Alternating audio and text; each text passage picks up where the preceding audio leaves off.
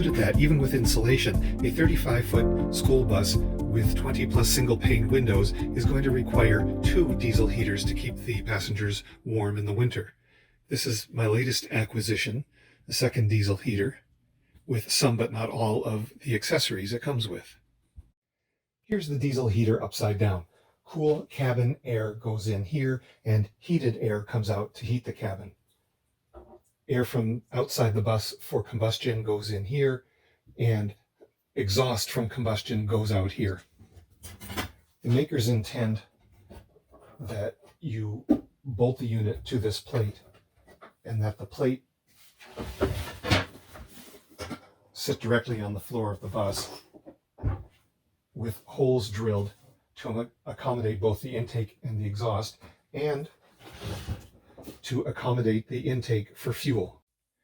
This is the 10-liter fuel tank that comes standard with Chinese diesel heaters. Nothing wrong with it, except that it's too tall to fit in the aluminum toolboxes that I've installed under the skoolie. So instead, I've bought several of these 10-liter fuel tanks to install under the skoolie to carry the diesel fuel for my heaters. My concern is that these weren't available in yellow, which is the standard color, as I understand it, to indicate that the contents are diesel instead of gas. So I want to figure out some way to identify these as containing only diesel fuel. Each of these fuel containers comes with these 3 components.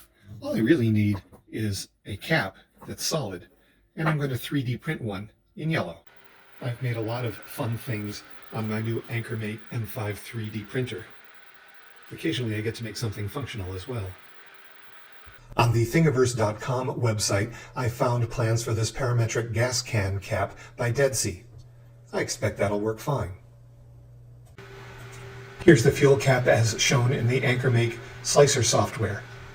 I just have to slice it,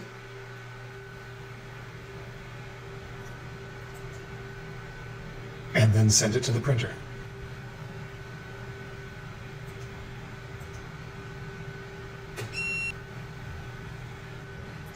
Even a small item like this on a fairly speedy printer is going to take 1 hour and 3/4 to print.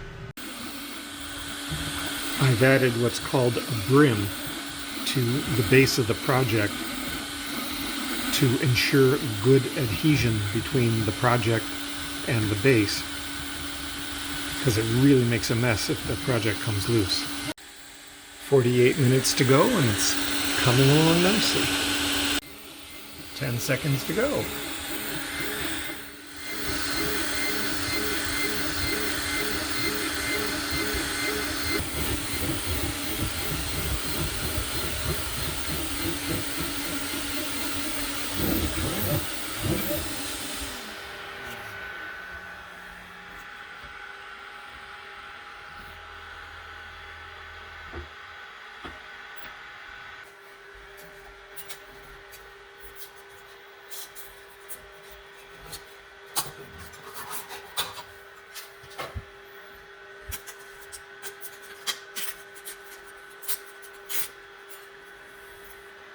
The brim peels off easily.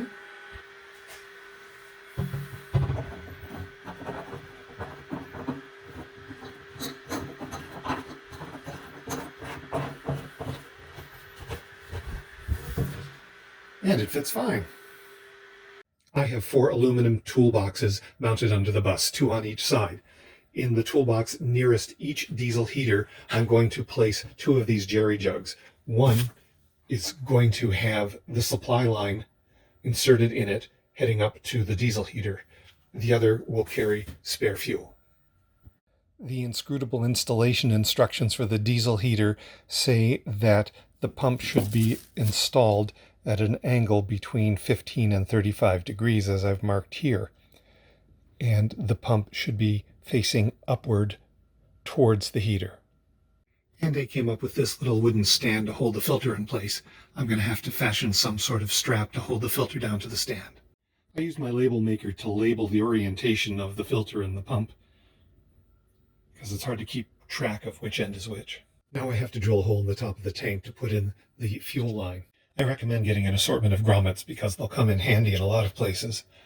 I've determined that this is the size grommet for the fuel line, And testing on a piece of scrap metal, I've determined that this is the size drill bit to fit the grommet. Now for another irrevocable step. I'm drilling at the highest part of the tank.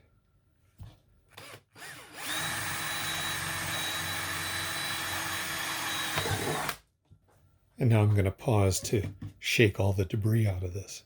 I am revisiting my plan just to shove the fuel line into the supply tank because it just curls up and I have no confidence it's going to land anywhere near the bottom. My most recent diesel heater kit came with this tube, which I take to be one that's made available so you can drop it into the fuel tank for the whole bus. But I think I'm going to see if I can cut it to length and make it work here.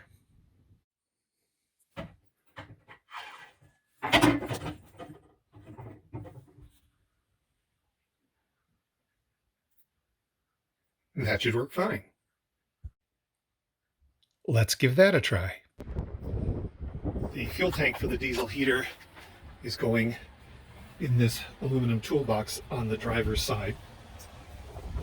I had recent experience that drove home the point that diesel can really stink and be hard to get out of things. So I had some 6mm vapor barrier and I've just cut some to be a lining, trying to reduce the risk of spilled diesel getting soaked into the wood down here. So this is thoroughly painted. Let's see if that helps. The placement of the heater is tricky. I'd like to push it as close as I can to the wheel well to conserve the space in front of the heater, but as you can see from the string that I've pushed through the test hole here, I have some constraints underneath. The constraint is this diagonal cross member here, which provides some support to the wheel well. But I think I can cheat the hole another ½ inch towards the rear. The next step is to screw down the piece of plywood that the heater is going to sit on.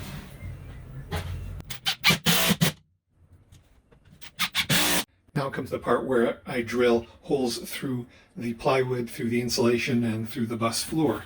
2 large ones for the intake and exhaust, and a smaller one for fuel. But the smaller one has a complication. At first I figured the hole that I drill through the floor for the fuel line needs only to be a little larger than the diameter of the hose. But it's going to be clipped on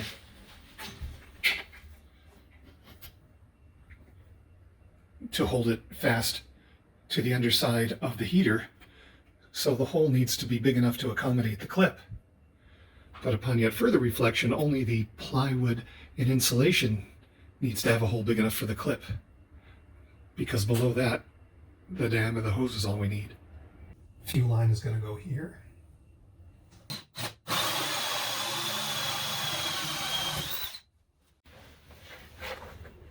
So the hole in the floor is wide enough to accommodate the hose. The hole through the plywood and styrofoam is wider yet to accommodate the clip. There's a similar issue with the intake and exhaust hoses and the clamps that they need, increasing the diameter of the hole, at least for the first ½ an inch going through the plywood. Looks like a clear shot, so we've avoided obstructions. That's good. I've decided I want to mount the fuel pump for the diesel heater in the undermounted toolbox very close to the fuel tank, largely because I'm informed that these things are better at pushing fluids out than sucking them in, so the closer to the source the better. The problem is that it will of course require an electrical connection to the rest of the diesel heater system, and this particular connector is quite large. I make it out to be perhaps 1.25 inches, which means I would be required to drill a hole through the floor of the bus big enough to accommodate this, and to drill a hole in the size of the undermounted toolbox to accommodate this. I don't want to do that, so I'm going to be cutting this wire and using much smaller connectors to connect the 2 conductors, so that I need only drill a hole of this size to do the installation. I've also decided to cut the wires in a staggered way, hoping that only one connector will have to go through the hole at a time so I can keep the hole smaller. The instructions say that after you crimp the connection, you're meant to apply a heat gun to shrink the exterior. I can tell you that a hairdryer isn't hot enough, but I have a heat gun on the bus.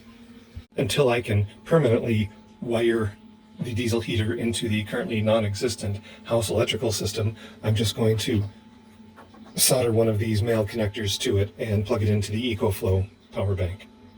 If diesel ever does leak out of the heater, I really want it to just pass through to the ground and not soak into the plywood or the styrofoam.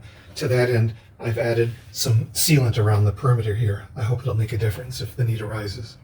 Hooking up the intake and exhaust is pretty straightforward. Here's the air intake sheltered from highway winds, and I've got the exhaust poking out past the body. Down in the undermounted toolbox, I propose to keep the two fuel tanks in place using a bungee cord hooked onto an eye bolt at either end. I've got the fuel line and the power line to the pump run to the toolbox. The setup inside the toolbox is complete. Installation is now complete, with the EcoFlow power station providing 12 volts to the heater until the house wiring is completed, and with the control panel stuck with a magnet up to the roof until I build the wall that it's going to be mounted to. Now I just have to spark this thing up. Oh fun, it's giving off an E2 error. When I look that up, it says it is over voltage. I just reset it. If I'm reading this right, it says it's getting 13 volts from the EcoFlow power bank. It's the next morning and I brought to the bus two devices that convert 110 volts AC to 12 volts DC, one putting out 10 amps and one putting out 40. 10 ought to do it for the diesel heater. It seems kind of silly to have to plug a device into the 110 volt inverter side of the EcoFlow in order to go back down to 12 volts, but it may be what we need to do to get rid of the E2 over voltage message on the diesel heater. Let's see if this works. When powered up, this device asserts that it's putting out 12.7 volts DC, a little bit down from 13. Let's see if the diesel heater will buy that. Even though the pump is mounted in a toolbox under the bus, we can still hear it pumping. I may need to prime the fuel line before the heater times out. There already was some fuel in the pump and in the filter, but I think it is drawing it up from the tank, which is a good sign.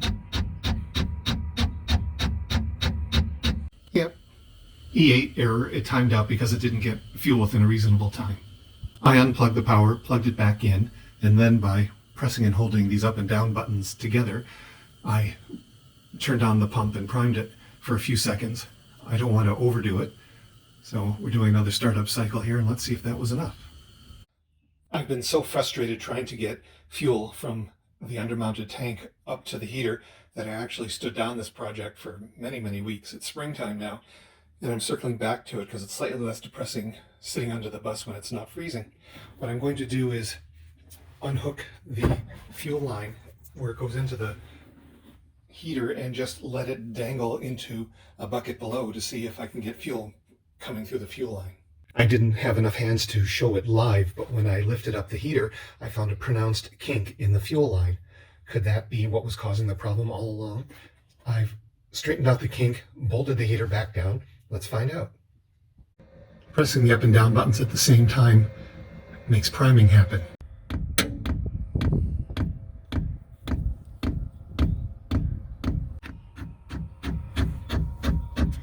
It looks like fuel is moving through the line, along with lots of bubbles. Well, we have billowing smoke. I'm sure the neighbors will love. But we couldn't have smoke if there was nothing to burn, so maybe that's encouraging. It should pass. Yeah, it's a minute later and it's smoking a lot less. And we have heat coming out. That's especially good news because the original diesel heater I had in here stopped working. I haven't been able to get it working again. And so for now, this is the only heater we have in the bus. I'm halfway done framing the walls and ceiling of the bus to ready it for spray foam insulation. Once that's in and the cold weather returns, we'll be able to determine whether one diesel heater will be enough. For now, on to the next project.